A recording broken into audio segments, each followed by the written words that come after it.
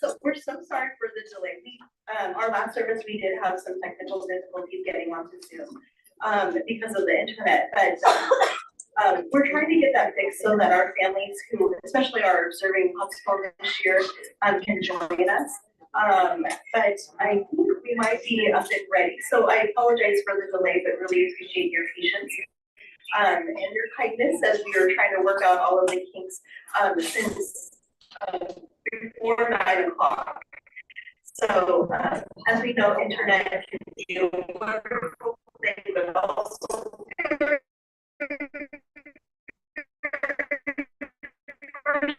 frustrating. So hopefully our friends online can have everything situated. And then for those Obon, as we remember your loved ones, did those Hatsubon families receive their tea light candle? Do you have at least one representative who will be coming up? Did anybody not receive a tea light for those families observing Hatsubon? Okay. So we'll be giving detailed instructions regarding the lighting of the Hatsubon lanterns a little bit later in the program. But you will be invited, one representative from each family, to come forward, and you will offer the candle to us. We will light it for you. It's electronic or battery operated candle, so we're not gonna burn down the couple. So you wanna make sure we're all safe. And then we'll be putting the candle on top of the lantern stand, and then be placing the lantern shade on top of the lantern stand. And then for those of you who do have a family member you're observing today, please feel free to take home the shade and the tea light and the candle holder. But please leave the black base so that we can continue to use it for years to come. Okay. Looks like it started. Yeah, I can hear you. Are you unmuted?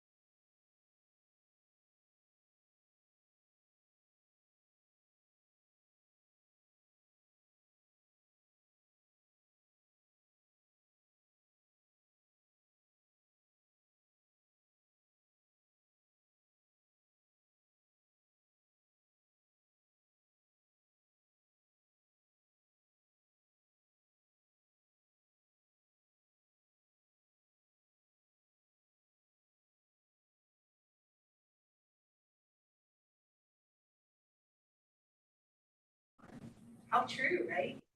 I am my father's daughter.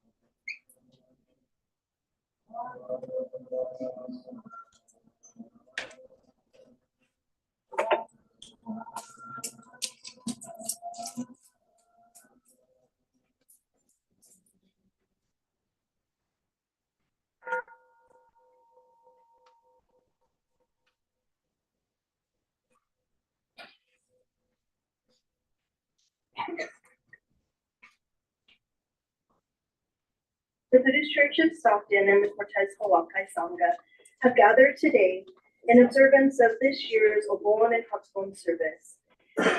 In the presence of Amida Buddha, we turn our hearts and minds to our friends and loved ones who have passed away since this last Obon until this Obon. They are Mr. Lawrence Alvin Price, Mr. Jesse Hideo Oji, Mr. Robert Chester Harper, Mr. Kenneth Kenichi Masai, Mr. Shoji,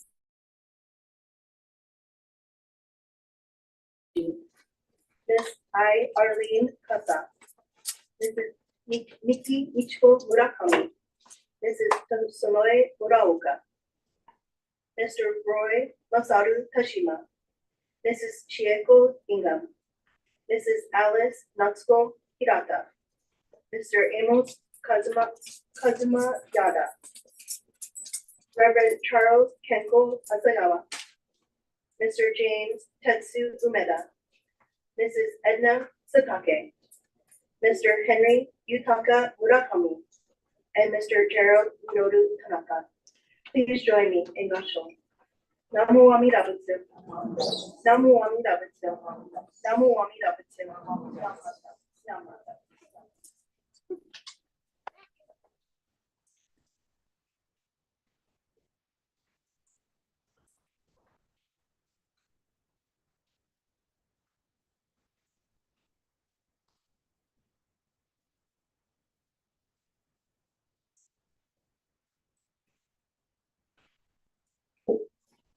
Doing all the heck that we keep losing Wi-Fi connections, so if you see Alex running back and forth, that's why. And all this confusion, I forgot to welcome our guest speaker. Reverend Landon Yamamoto from Palo Alto, thanks so much for coming, and we look forward to hearing your message shortly. Thank you. So, back to our original program. So now you will hear the Hatsubon names as they come forward for the lighting of the Hatsubon lantern. With each new sensei we have here in Stockton comes new and wondrous insights and expressions of the teaching. The lighting of the Hatsubon lanterns began only a few years back during the pandemic, initiated by Reverend Candace Shibata.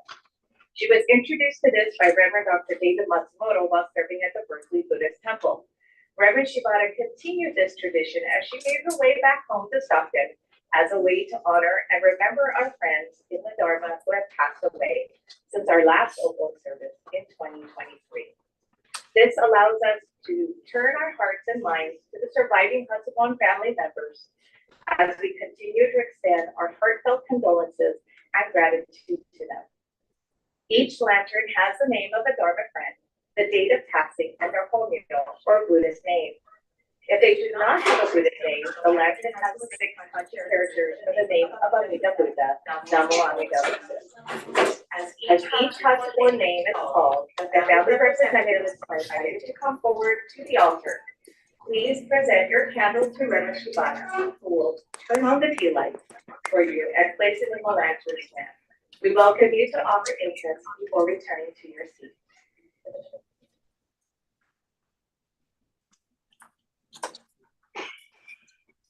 So we will begin with our 2020 Hatsubon family, Mr. Lawrence Albright.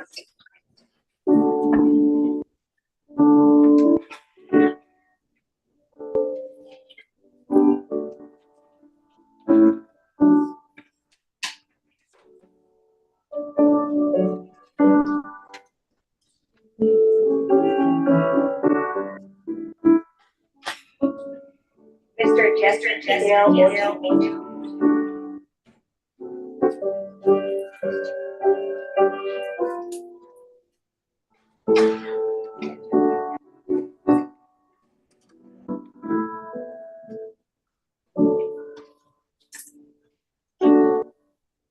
For those families not present, they will like the candle for them.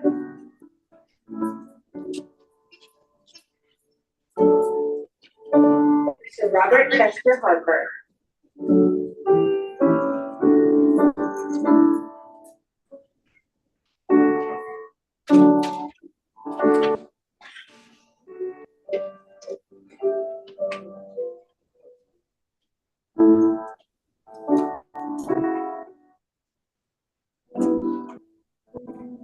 Mr. Kenneth Kenichi Masai.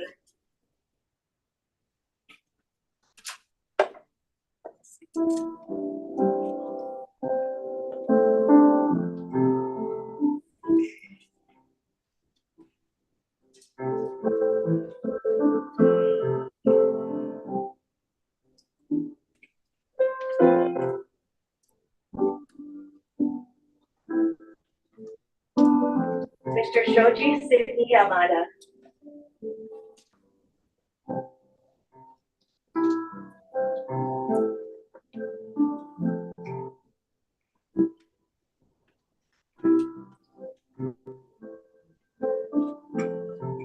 Mr. Russell Tai Kamibayashi.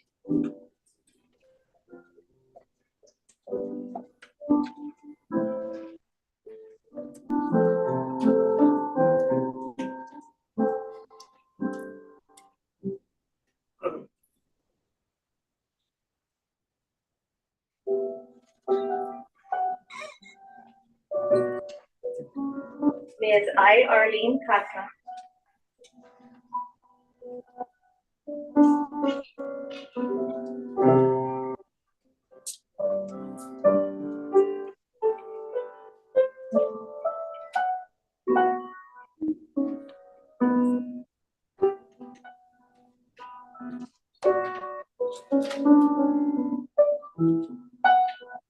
Mrs. Mickey Michiko Murakami.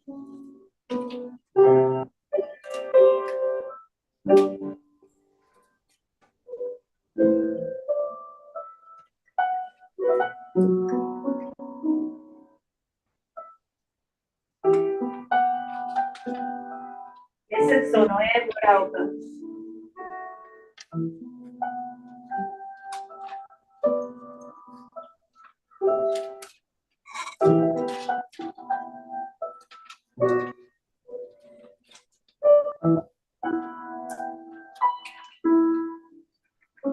For 2024, Mr. Roy Tashima.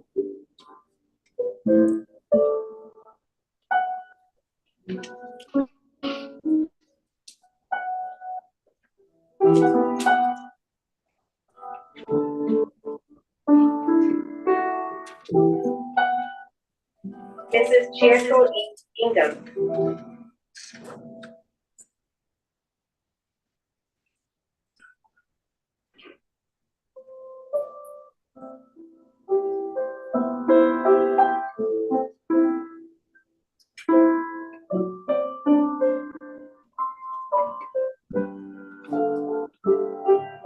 Mrs. Alice Matsuko Hirata.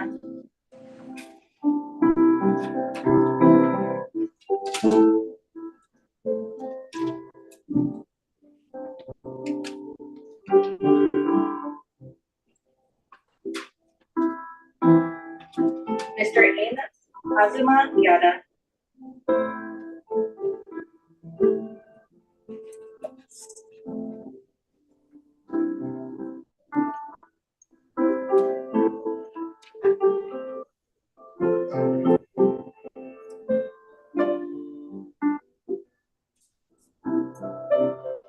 Reverend Charles Kenko Hasegawa.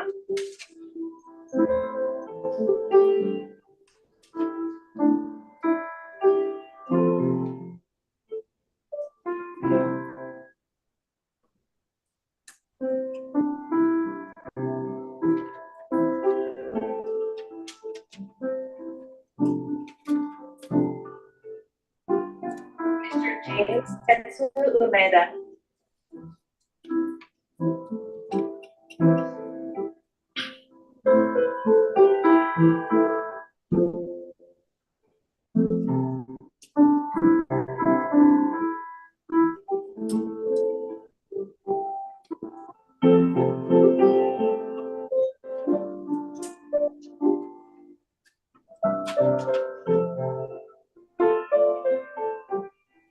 Mrs. Edna Satake.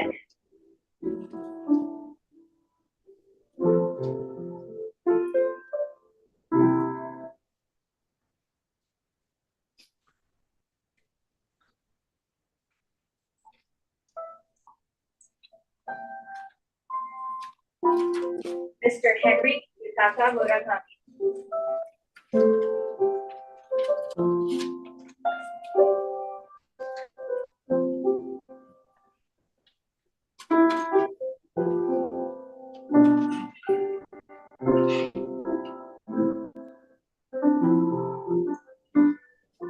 And Mr. Gerald Minoru Tanaka.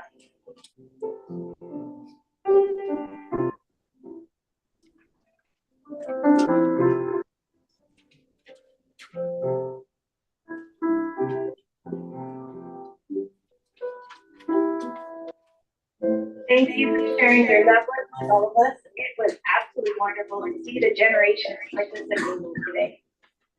They will forever hold a place in our memory and in our hearts. Next, we will chant Samba Today, Service Book page 2, offering of incense held by the families observing Hatsubon.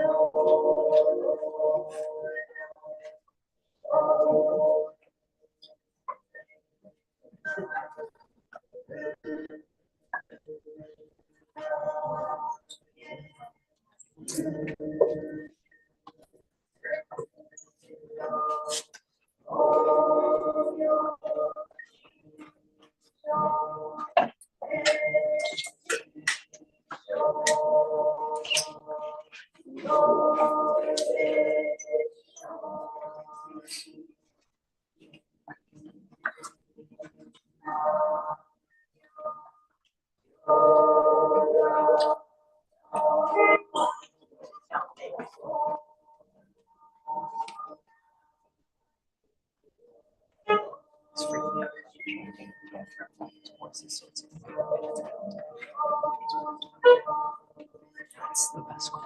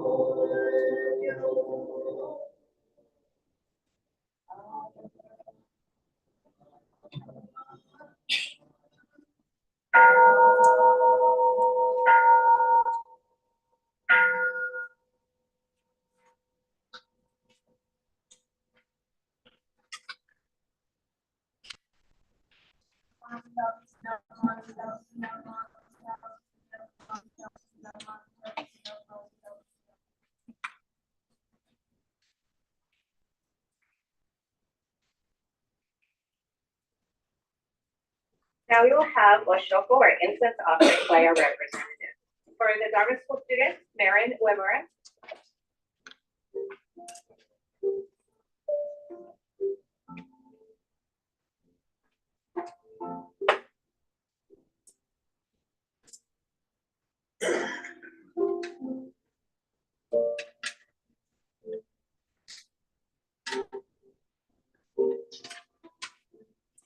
Dharma School teacher, Mike Shibata.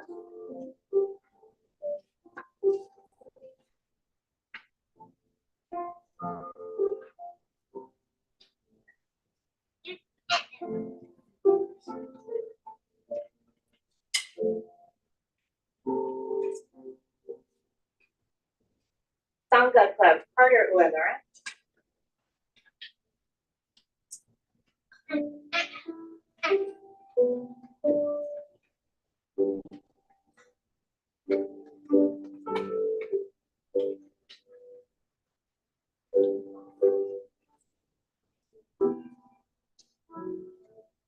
Young Buddhist Association, Emily Wong.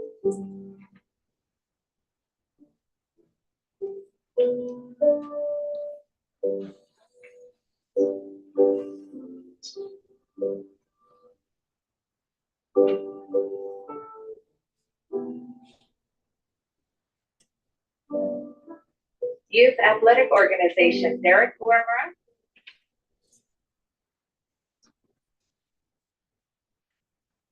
Lisa Florita Wimmer.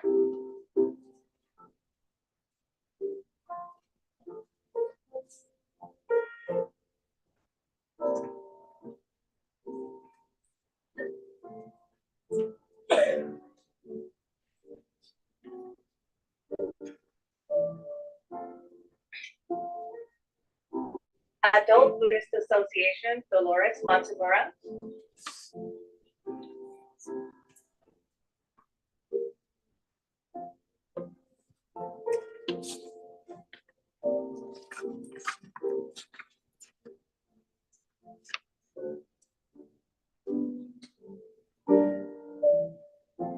Tomono Kai Motoe Takahashi.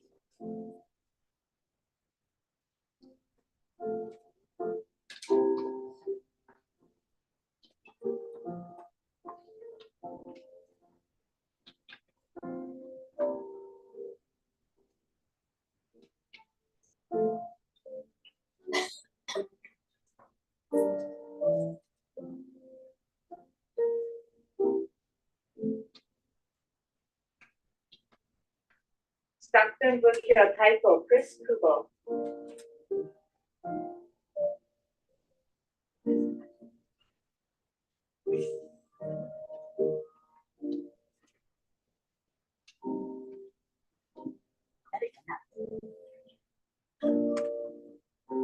Stockton Buddhist Women's Association, Candy Hayashi.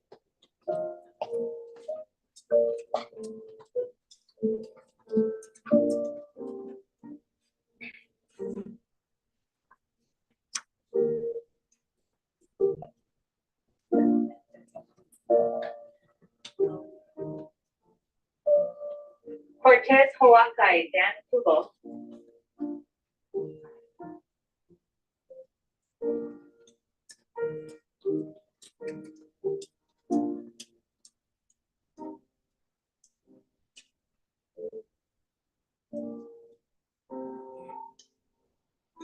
And Buddhist Church of Stockton, Debbie Nakare.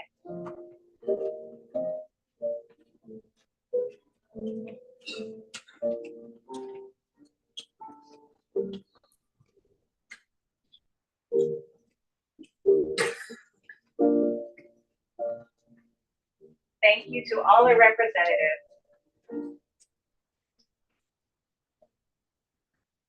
If you are able to rise, please stand for the joyful singing of the Gaka Obon Obon Festival Day.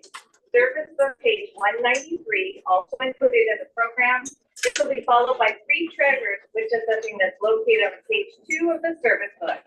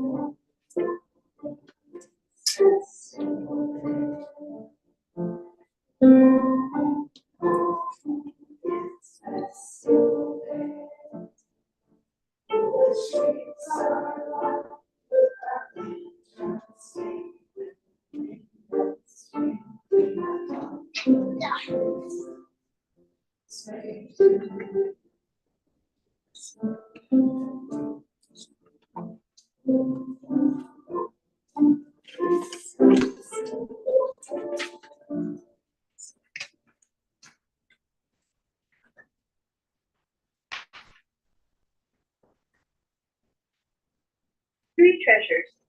Hard is it to be born into human life, now we are living it. Difficult is it to hear the teachings of the Blessed One, Now we hear it. If we do not deliver ourselves in the present life, no hope is there that we shall be freed from suffering and sorrow in the ocean of birth and death. Let us reverently take refuge in the three treasures of the truth. I take refuge in Buddha. May we all together absorb into ourselves the principle of your way to enlightenment and awaken in ourselves your supreme will. I take refuge in Dharma. May we all together be submerged in the depth of the doctrine and gain wisdom as deep as the ocean. I take refuge in Sangha. May we all together become units in true accord in your life of harmony in a spirit of universal oneness, free from the bondage of selfishness. Even through ages of myriads of kalpas, hard is it to hear such an excellent, profound, and wonderful doctrine. Now we are able to hear and receive it. The true meaning of Bhagavata's teaching. Namo Amida Butsu. Namo Amida Butsu. Namo Amida Butsu. Namanda.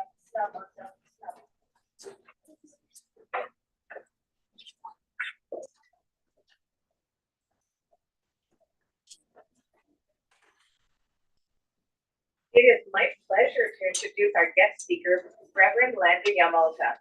Reverend Yamaoka comes to us from the Palo Alto Buddhist Temple. He has been very active as a Dharma school teacher, junior YBA advisor, college YBA, YLT, Yava, and Techno Buddha. This is a young person's group. He became a minister's assistant for Palo Alto in 2015. Studies have taken Sensei to the University of Arizona, where he earned a BA in anthropology and a minor in sociology, which led him to a career as an educational counselor and life skills counselor. Sensei obtained his Tokudo ordination in 2019 and his Kyoshi certification in 2022. He is currently studying at the IBS in the Masters of Divinity program on dual track with Shin Ministry and Buddhist chaplaincy. Reverend Yamaoka has much more in his bio, but I will leave that to interesting conversations with you after the service. Sensei,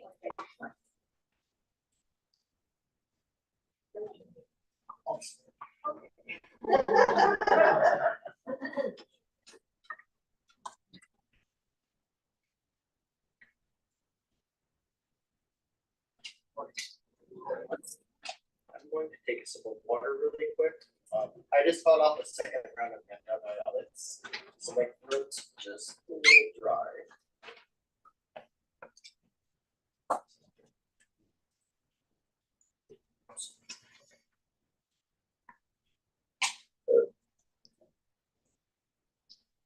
Okay. Can everyone hear me okay?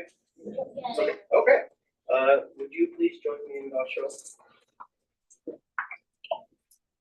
The light of compassion that grasps us, illumines and protects us always. The darkness of our ignorance is already broken through. Still, the clouds and mists of greed and anger, greed and desire, anger and hatred, cover as always the sky of true and real change. Namo Amida-butsu. Namo Amida-butsu. Morning. It's really nice to be here. I'd like to thank all of you for allowing me to come to your service today, and also to thank Reverend Candace for allowing me to be a guest speaker. Not related to the Dharma talk at all, but I had known of Reverend Candace probably for like 13 something, no, maybe even more. I'm not sure. I didn't do the count, I should have. But Reverend Candace's cousin, Dr. Shimoto, was my first chiropractor when I was probably in college. I have a lot of, well, I have way more now, but then I had some neck injuries from football and rugby. So my mom's like, you should go see my chiropractor. I was like, no, because they move things and then you can pop something. I'm scared. But she said, you know, you're not getting any better. So what was nice was I am not the best adult in the world. I did not know when my insurance changed that Dr. Shimoto was not billing me because she wasn't billing my insurance because they stopped accepting chiropractic visits. So for probably like 3 years, she treated me and I would just give her a copay. And I had no idea that there was nothing being sent. So I saw her boss when she was out of town, and the boss was like, well, how do you pay for this? And I was like, yeah. $20. And then the insurance, and she's like, your insurance doesn't cover this. So I was like, oh, I think I just got Dr. Shimon in trouble. But because of that, I knew at some point I probably would cover Candace. So I appreciate everything that Dr. Shimon always did for me. But also Candace is, I guess, somebody co-hire, right? Like friends, but also someone who helps me learn things I'm probably supposed to know. Dr. Shinmoto told me years later why she would treat me for free. She said it's because I did a lot of work in the nonprofits. My first job was in a drug rehab. I probably wasn't the best person to be working with at-risk kids because I was pretty rough around the edges growing up. But because of that, I kind of was inspired to go into other fields. I did prevention services after that, leadership training. And then my last job was also similar to Reverend Candace's former job. I worked on the other side of what she did. She would give clients to companies like where I work, and we would do life skills teaching for adults with developmental disabilities. I did some job coaching too. I wasn't very good at that aspect of the job, but because I've studied mental health, and I think that I'm good with talking with people, I would often get the hard cases because they said they don't make progress in their skills, but you uncover things that had not been known in their documents. So then they knew, okay, well, you pivot and work on like their mental health or other issues. But back to the Dharma talk, sorry. So the Gosandai, her beginning quote, it comes from Master Shinran Shonin Shoshin text. This is Master Shinran's magnum opus, and if you aren't aware of it, it kind of just takes a new view on what Buddhism could be for that time in Japan. Obviously now we obviously use this as our main practice, but at the time it was considered a supplementary practice to say the Nebutsu. And if you're new here, or you're unaware of this, kind of breezing over it, but we chant Namo Amidabutsu or say it as we're taking refuge in Amida Buddha's compassion for all beings. So it's not the orthodox, like most doctrinal way to say it, but just kind of felt. Did everyone know that? That's okay. I didn't know that. That's why I went to school. So if you are unaware of this, so Amida, who's in the center altar here, the lighter compassion from Amida reaches all beings. So Shinran Shonin taught that eventually this transforms us, and that's how we all attain enlightenment. The middle stanzas in the Gosandai quote maybe seems odd to some people, especially if you're new to the second Buddhism or unfamiliar with some of the more orthodox teachings. So it's saying that our ignorance or darkness can't block the light of compassion that's being freely given to us. So Shinran teaches that as we're recipients of this gift, and we still have some things that maybe aren't perfect, like we do harmful actions, maybe we have bad thoughts. This doesn't prevent the light of compassion from reaching us, and yet sometimes, or all the time, we're still surrounded by clouds of mist of greed, desire, anger, and hatred. The end of the stanza ends with, because this, or I guess reminding us that this gift is presented to us, it's given to us, and even if you or I, Reverend Candace, had the utmost gratitude for these Buddhist teachings, these ailments would still find us. So we're not going to be totally perfect. That might seem weird, right? If you're kind of new to Buddhism, maybe like mainstream understandings of Buddhism are that Buddhists are really pure, they're kind and gentle. People usually say that to me or ask that about me when they find out I'm a priest. I try to give them a truthful answer, but I don't want to like totally go into orthodox and blow them away. But what I do appreciate about Jodo Shinshu is that it doesn't specifically tell us to become perfect. Rather, ideas on our doctrine or ideologies reference their characteristics that are maybe less than perfect.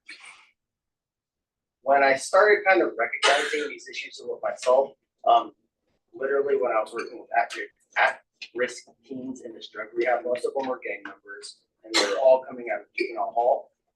I kind of started seeing and listening to their recovery programs, and I was like, maybe I'm not a really good person either. I'd like to think I am, but the stuff that they're talking about made me kind of look at myself and, I was like, I think what they're talking about is me.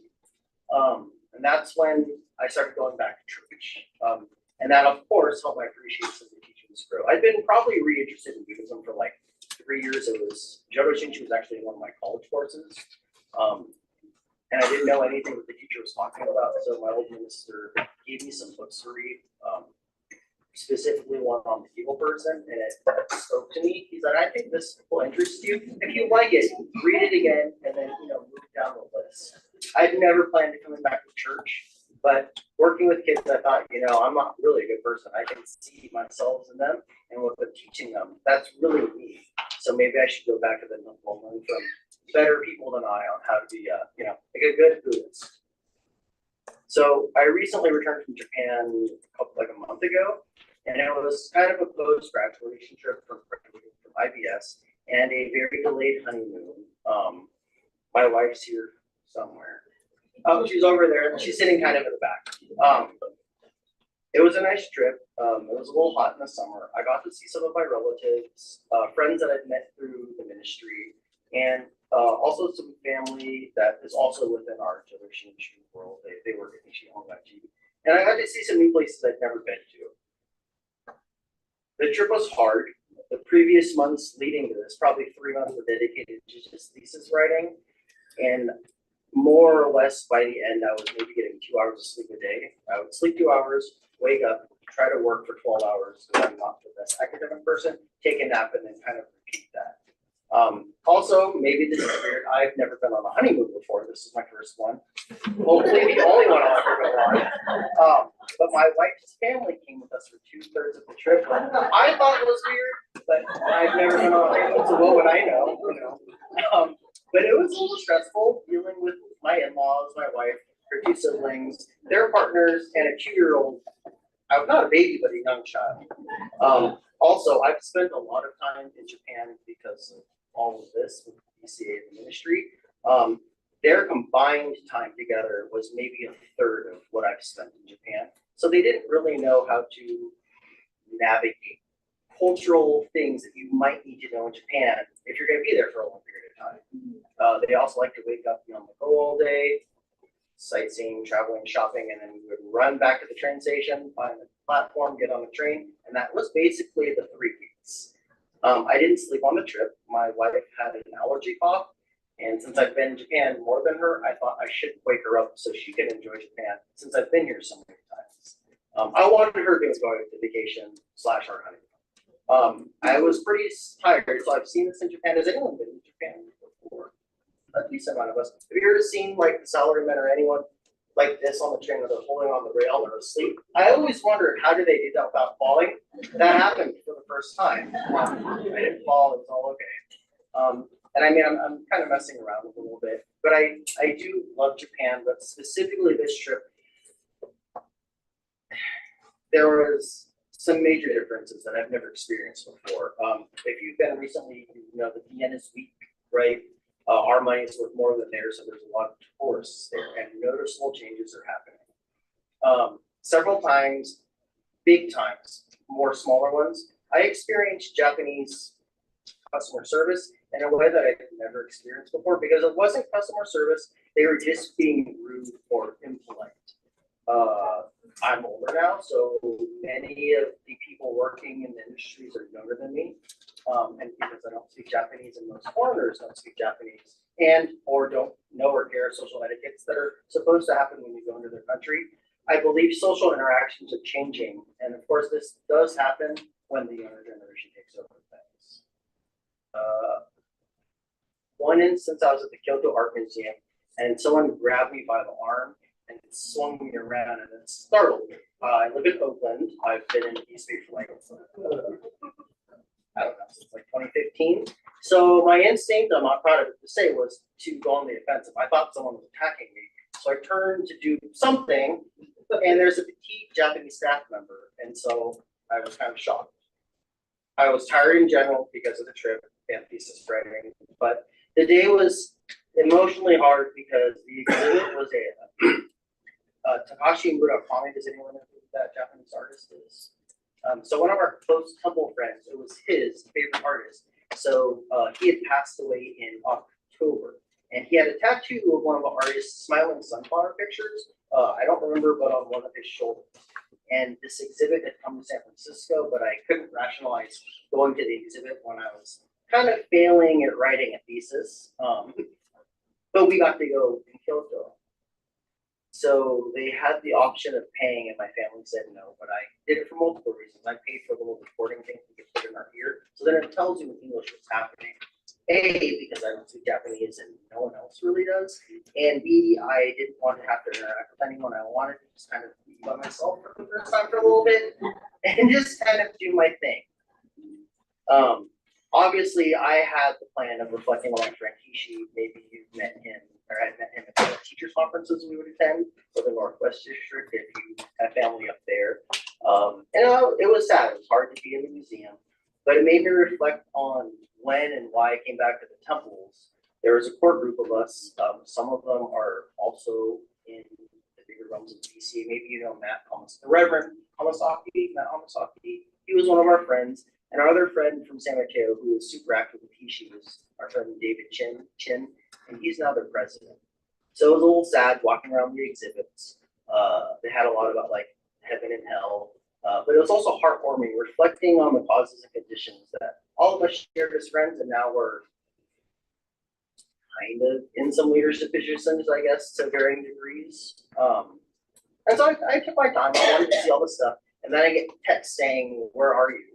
We're in the gift shop. All of our wallets are locked in the lockers. Someone needs to come and pay with a credit card.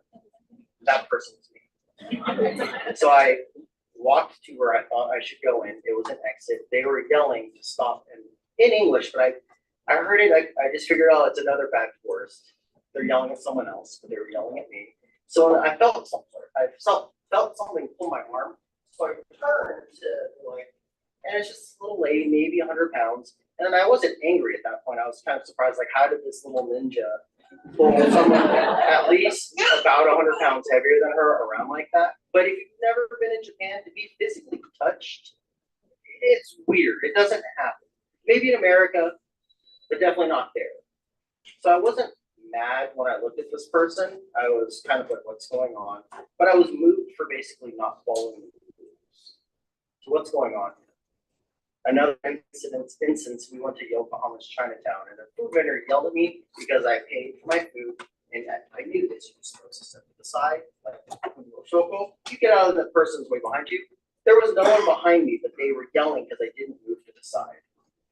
I went back to try to order more food because I felt bad. Maybe I inconvenienced this younger man, and then he yelled at me because he thought I was asking where to throw my trash, but I was pointing like I need more food, like I'm trying to say, stop. He still stayed mad. He was obviously having a bad day, but that kind of ruined my day. I was upset for the whole rest of the time we were in Chinatown. I started realizing because younger people are taking over the jobs, and mixed with how bad we as foreigners probably act, customer service has greatly changed. This was not my experience my other 5 trips to Japan. And I wasn't intentionally being rude, but I wasn't following their social norms. Maybe to you, maybe not, maybe to them, maybe not. I might resemble aspects of Japaneseiness. If you've never been, it's not normal to have a beard like this, and my beard was probably twice as long. And with the heat and humidity, I was wearing shorts. So my parents made me for sure stand out as a foreigner. Some of them might have thought I was a street ruffian, and because I couldn't understand what they said when they would talk to me, by not responding, sometimes they would get mad. And then to be fair, take a step back, I know that I'm outside their social norms, but I think as Yoroshinchi Buddhists, we have to ask what aspect of we ourselves have to take some responsibility. So my wife had packed my clippers just so I could shave my head and my beard and not be hot, but I didn't want her to have to clean the bathroom, like get on the floor and kind of dust everything to clean up my hair. And I wasn't going to wear pants because it was too hot. So I'm choosing to ignore their social norms. I think we're often ignorant of our own actions, but also in the bigger picture, probably the reality of the world around us. So here in Japan, with me being a bad Japanese American tourist, here are examples of where I'm thinking, well, these people are guilty of being rude.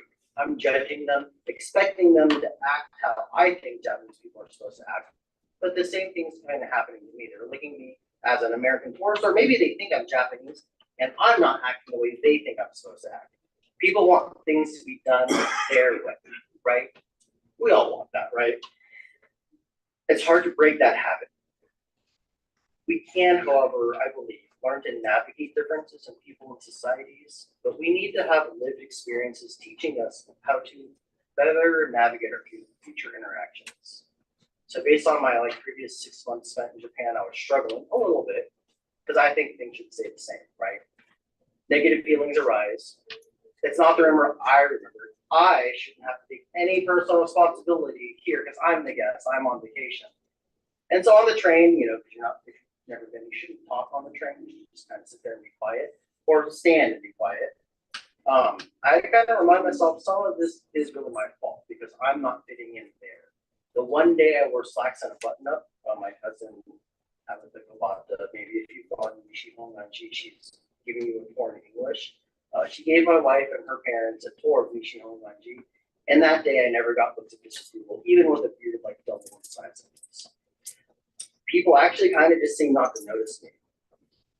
So I could have done that the whole trip. I could have avoided some of the issues there, but staying cool and hydrated outweighed my needs outweighed their social needs. Unpleasant interactions continued, and I started to think, if some of this had happened in America, I wouldn't at least try to be Japanese and walk away. I'd probably get mad. I might even say something. Maybe, and this is just my internal thoughts on this, these train trips, maybe because I'm an American, I kind of know I don't know how to act here, so I'm a guest in their country. Maybe I give them the benefit of the doubt of why they're being so upset with me, and I'm not really getting as upset with them. I know that if this happened when I was walking to the gas station in Obon or here, if someone did that to me, you would see a really bad side of me that I'm not proud of, but I recognize that it's there, and I think this is the darkness that Shinran Shonin brings up in the Shoshin Gate chant. Those feelings easily arise. If you've ever walked around Japan when it's crowded, you've maybe seen it on TV, there's a salad kind of moving, you make as little contact as possible. So if someone's walking at you, there's a limited amount of space, you kind of do these little spin things, move around, you don't make eye contact, and it's tiring. I have lots of old injuries. They were taking their toll. I was burnt out overall. And I started realizing it's getting even harder for me to do this because there's so many foreign people here who don't do that or actually don't care, and they'll walk at you to try to push you out of the way so their group can go through.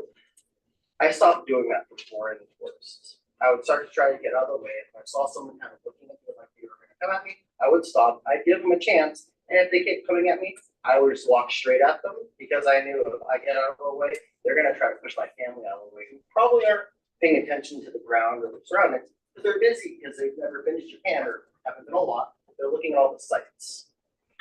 My instincts would obviously first make me get out of the way because be Japanese. This is the way in Japanese culture. I've seen this. I've learned this. I've observed this at my family's parties. And I've watched it growing up at the temple when I was a child. That's how you move around people into Japanese culture. No one ever told me to move. I observed it just through watching. And when I do it in Japan for people that are going to get out of the way, I'm reminded of my grandparents. And they've all passed.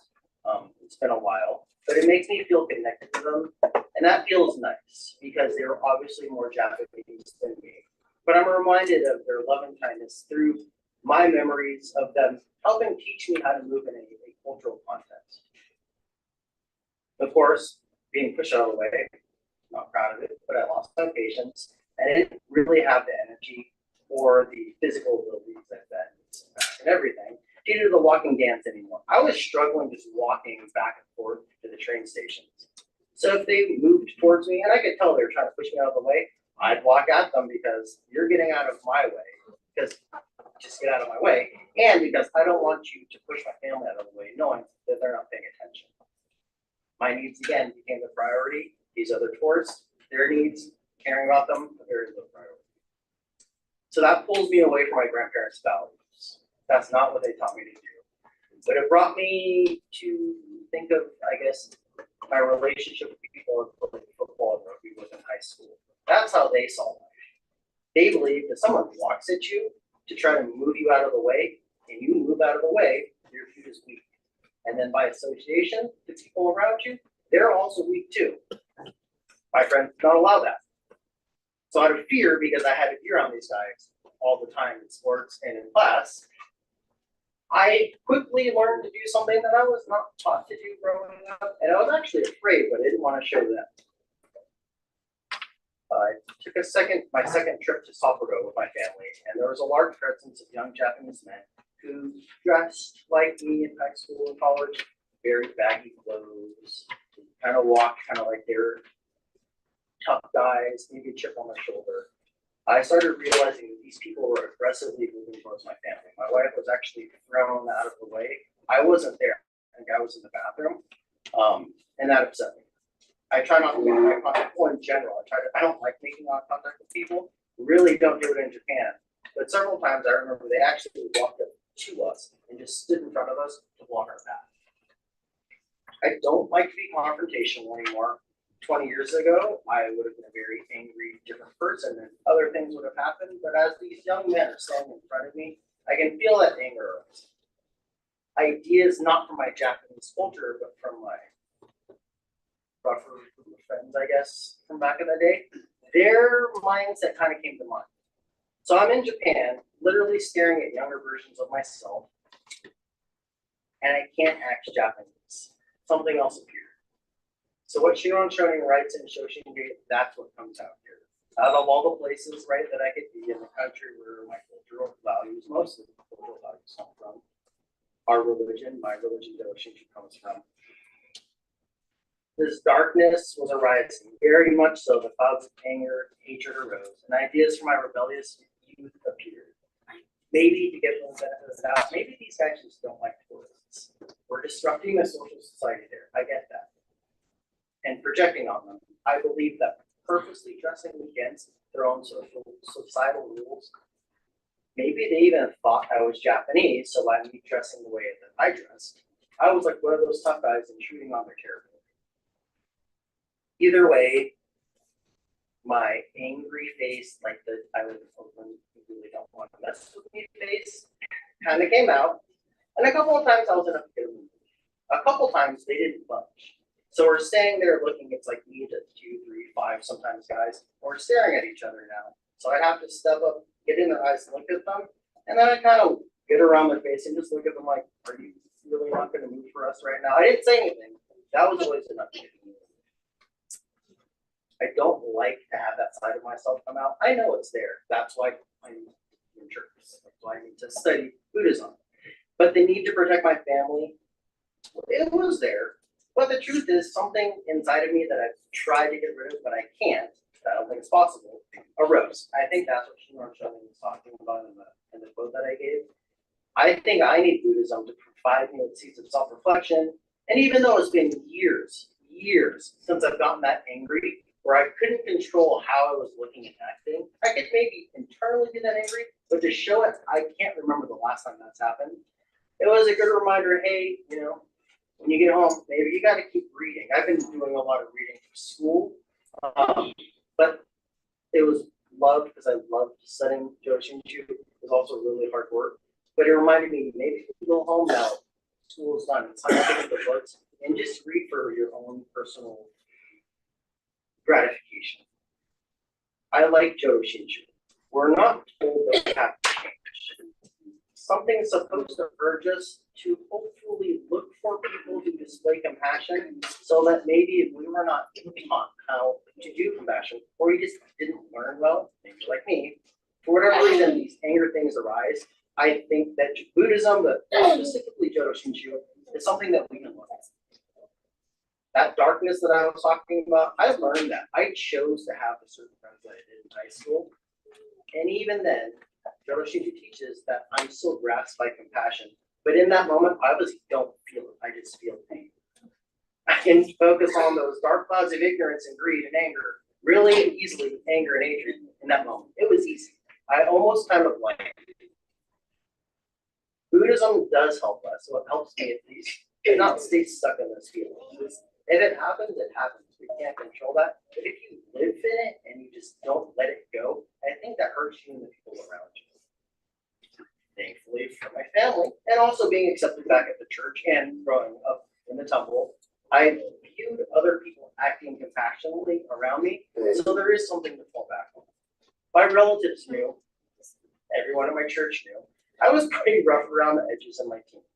And I'm sure my family, maybe some people at church still have concerns about me, probably because of that anger I had. I'm sure everyone knew.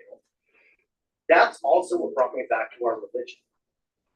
The religion that all my family grew up with brought positive things into their lives. And it did for me as a kid, but it didn't do enough. I hope today that I can make them worry, my relatives, worry a little less about me. Nothing I can do to change my troubled youth past. But also, something in my youth made me feel as an adult that, hey, maybe you should go reinvestigate the temple. There's a difference between reading books on Jodo Shinshu, and it's like what you do at night in the bathtub or in your bed, or, Saturday morning when you're not doing anything. But there's a difference between just reading it and actually like being in a community where you see those things in action. Didn't help as a kid enough. It did something. But I think as an adult, maybe I was more mature, I was becoming less angry. Something started to work for me too.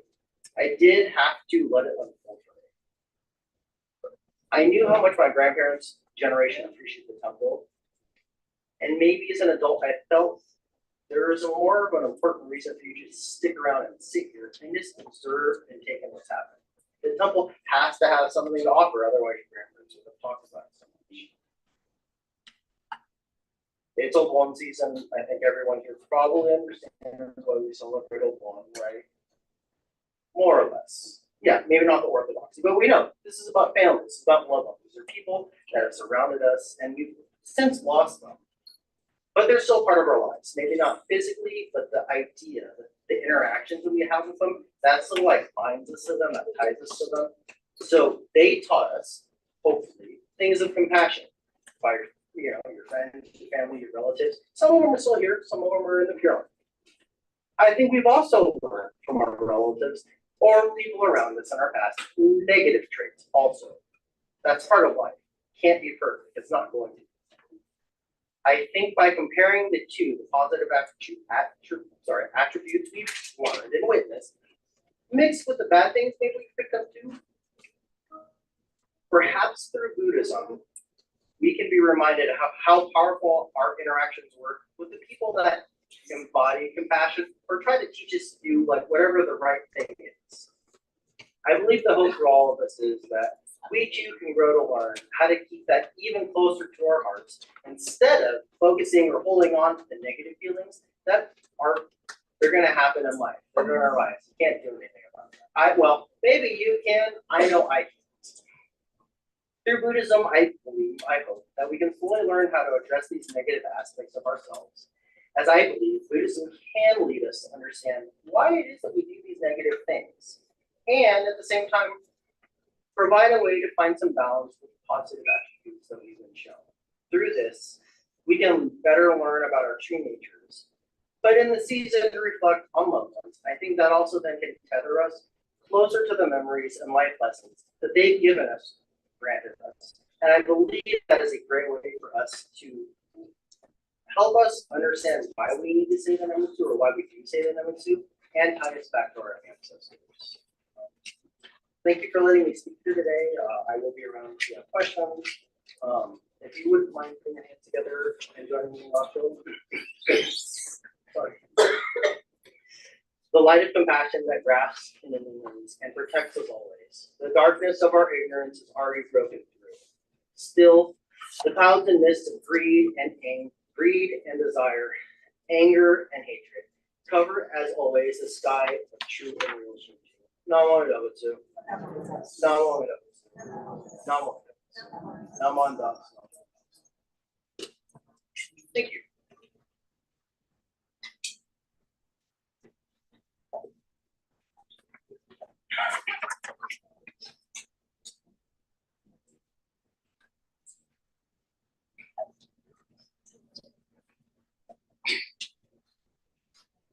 Thank you, Sensei, for your insightful Dharma message about Jodo Shinshu Buddhism, teaching us to open our hearts and eyes and practice the path to expel that gap to become more positive. And so you're a rebel, huh? That could be some interesting conversations. So I'm stopping. And thank you for joining us from much cooler Palo Alto.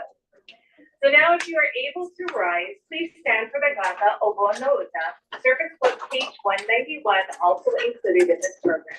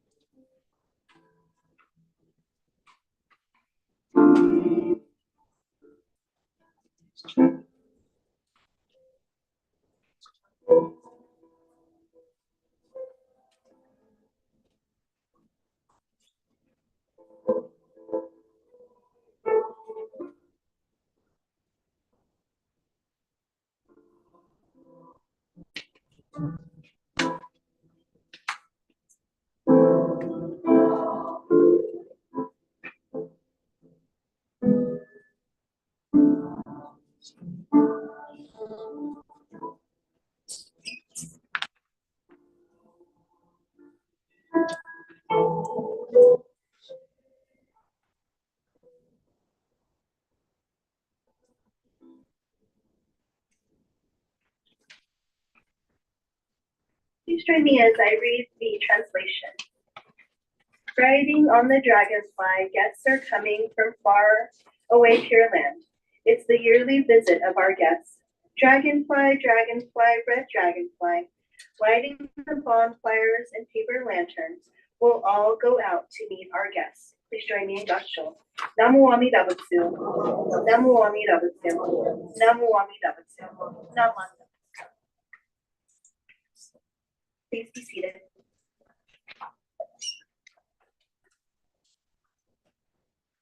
Although we sang it very quietly, it's a beautiful song, and I'll always be wondering if my dad is writing that dragonfly.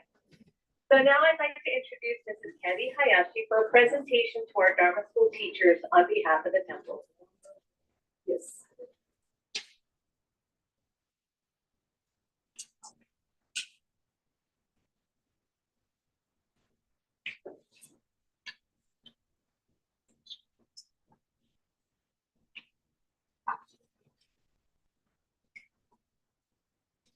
So I have the honor of recognizing two Dharma School teachers this year. The temple tries to honor our teachers every maybe 5 years.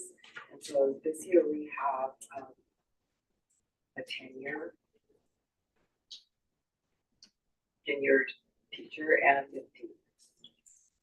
What also happens at 10 years is the BCA also provides recognition. So this year, well, I need to confess first. So I'm responsible for the gifts from the temple, and usually I'm on it. But this year I decided to go on vacation first. And when I got back, I thought I couldn't. But they're coming from Tibet or Nepal or somewhere. I had to go to customs and all this. So anyway, apologies to our two Dharma School teachers. So the first certificate I would like to present is to Charles Begshaw, and this is the one from the bishop from the DCA. So Charlie, would you mind coming up?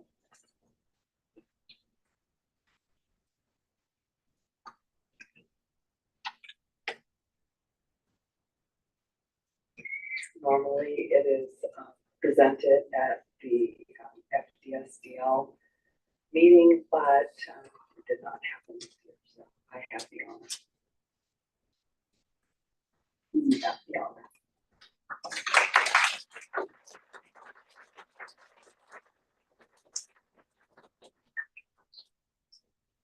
For 10 years of service to the second Dharma School.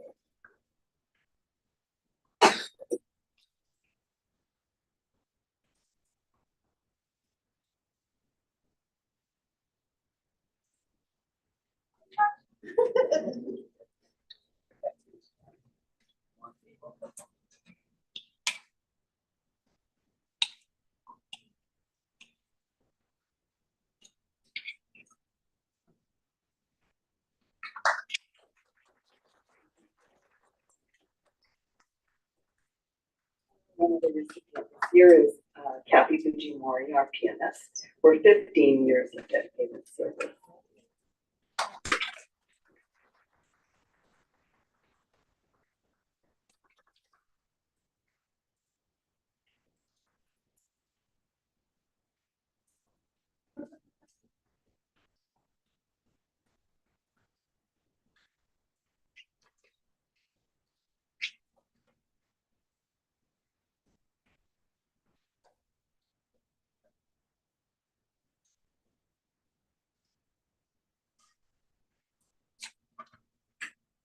Congratulations.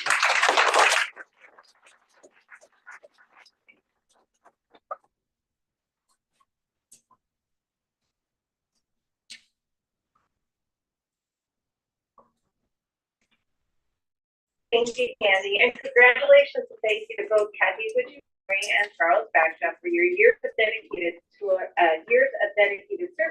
to our Dharma School students. You know, if you take all the Dharma School teachers that we have right now, combined service of all of us probably exceeds 350 years, you know. We have some teachers that are, like Mike is over 50 years of teaching, Chad is 40 years. It's quite amazing the dedication and the brainstorming that this group can do. So I really appreciate all the Dharma School teachers. So before we begin announcements, I'd like to thank Peggy Takahashi and Beth Kota for our readers today. Keith Naishi and Karen Shimozaki, our Uketsuke team for today.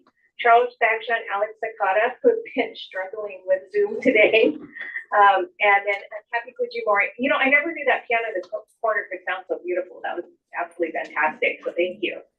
And last but definitely not least, thank you again to our guest speaker, Reverend Landon Yamaoka, and to our own Reverend Candace Shibata for creating all the beautiful lanterns and all you do for our Sangha.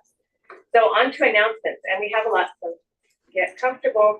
And so the Buddhist Church of Stockton's Obon Bazaar is next Saturday, August 3rd. We are always seeking volunteers for this important fundraiser. Don't forget to purchase and sell your raffle tickets and turn them in before the drawing. But remember, I've already turned mine in for first prize, okay? Silent auction has begun. See the karma for the QR code and the website address to access the auction. I keep getting items, so it keeps getting updated. Last night at 2 in the morning, I added 3 more items. So please check daily for updates. This will close on August 3rd. I believe I closed it at 9 p.m. If you happen to get in a bidding war, which there are potential things, if there's a bid in the last so many minutes, we've extended it. So it'll go another 3 minutes. So don't give up. Keep bidding. Bazaar script will be on sale in the rear of the room with Peggy Takahashi. I don't know which one. And Bazaar t-shirts are also towards the back on the side, and they'll also be on sale, $25 a shirt. You can see Carrie and Emily Wong. Dharma School will resume on September 8th. Remember, we welcome all grades from toddlers to high school seniors to entice you to join us. We will be celebrating August and September birthdays on September 8th, so please join us to receive your delicious cupcakes. The Bento Box fundraiser is on Sunday, September 29th. The flyer and order forms are attached to the August Karma. Quantities are limited, so please order early. Donations for bingo and bazaar raffle prizes are still being requested and appreciated. You may drop those off during regular office hours. Beginning pickleball. How many of you play pickleball already? Oh, perfect. You can all join the beginning class. So they start on Saturday, September 28th. Time is still to be determined, so watch for announcements. I've heard that maybe you had to put tennis aside because it was a little rough. Pickleball is easier, so you can still put those court skills to use. And there is a silent auction item that is a set of paddles and balls, so check it out. Reverend Shibata's book club will resume in September. Okay, the office hours listed in the August Karma are incorrect.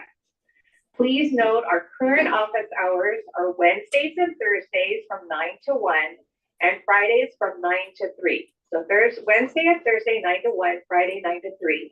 So please, we apologize for that error. And we are calling all bakers. SBWA is requesting and accepting donations of homemade items to sell at the Bazaar Pastry Booth. Please drop off your items at the pastry booth next Saturday, August 3rd, before 11 a.m. if possible. Anything else to add to that, Karen, or is that good? That's good, okay. Are there any other announcements?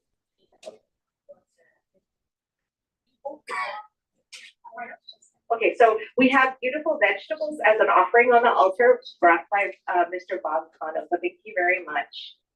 Sounds great. And then, so at this point, are there any other announcements? Oh, okay. Mike just said they're selling script. Oh, Mike is selling script, so please support that. Okay, he is. Oh, yeah, I did say that. This is Obon script you're talking about, right? Yes. So Obon script will be set on sale in the back with Peggy, and then Mike actually runs the gift certificate script program that you can purchase through the temple as a continual support program. So if you're interested in purchasing gift cards, please see Mike Shibata. Not a school student. Remember you're playing at a pop-up at the bazaar.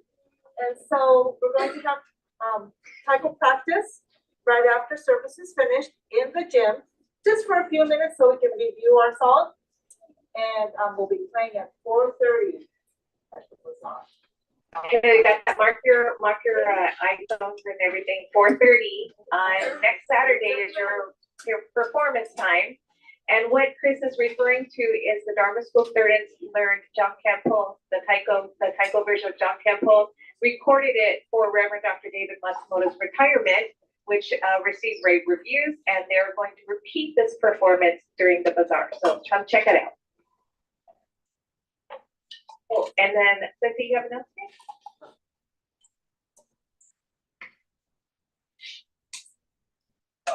I don't have my phone with me, and I'm guessing that this is the right date, but I could be a little bit off. But the conference that I first met Reverend Candace at, well, she was looking at me like, I don't know who this person is, but they look like they know me, but I don't think that they do.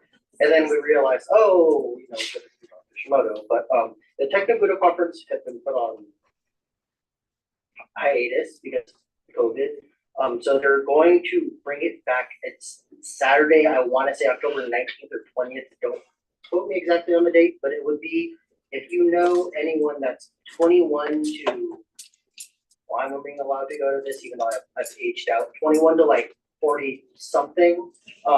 They're going to bring it back to try to get the newer generation to take it over. And so it's on the Center for Physical Education website. I will be there helping. It's basically to try to see if we can split the group because people that are my age and older aren't part of the group anymore.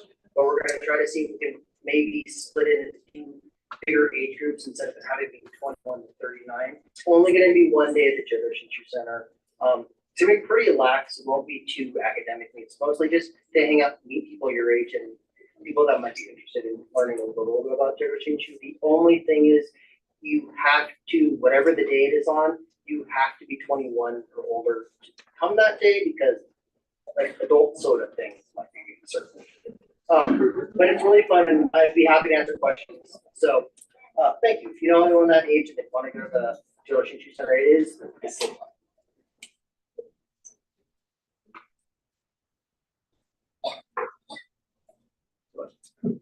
So just to close out, I do want to express my gratitude for everybody who came and again for your patience. But thank you, Darlene, too. You do a lot of problem solving with the AV, and I wouldn't be able to stream our service without Darlene and Alex and Charlie's help. So I really appreciate the three of you, and again, everybody for your patience as we were working out the kinks this morning. But, you know, I always want to recognize my minister's assistants. They haven't been fully recognized in the temple as of yet, but you might see them running around helping me, and I couldn't do my job without them. So Nene, Pablo, and Kay Freeman, thank you so much for always helping me. I really, really appreciate it. You can see what's going on in my life in the morning when I'm trying to get everything set up, and they just effortlessly take care of things. And again, thank you, Kathy, as Darlene was mentioning, for playing the piano. And really, thank you everybody for your attendance and especially as we honor and remember our Hatsubon families. Thank you so much. So if you are going on the CPE website to check out Techno Buddha, there is also an event that's featuring our own Reverend Ken Shibata. The VCA obtained a grant from the Humera Foundation. And this grant has allowed us to post and articles and events on women in Buddhism, which is a wonderful thing to recognize. And Reverend Shibata will be the guest speaker. This is on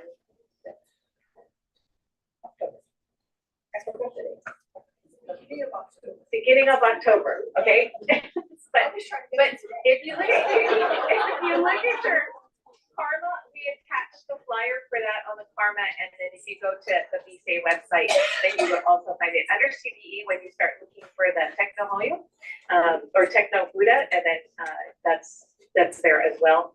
And then on September 1st on the VCA's YouTube channel, please join us for the celebration of 125 years of the VCA in America. So we will be having a very, very special service with all the reverends, some retired ministers, representatives from every temple.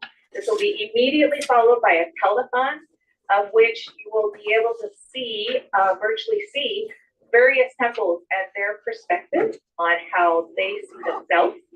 And hopefully, you know, we just can't travel to every temple in the VCA, so it's kind of nice to be able to enjoy this. So September 1st, have your snacks, get nice and comfy on the couch, and turn on YouTube and watch the VCA 125th service, followed by the telethon. Oh, what I told you was long. So Lennon Sensei and his wife, they brought a beautiful chiffon cake. So the history is Aki's Bakery in San Jose. And so Sensei's wife is a part of that family. So we hope to cut it so at least we can get a little bit to everybody. But thank you so much for bringing the goodies as well. Sorry.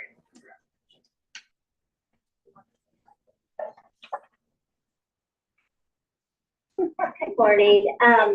Following the service, we have prepared some light refreshments. We have some little ham and cheese sandwiches or turkey and cheese, so please help yourself to one.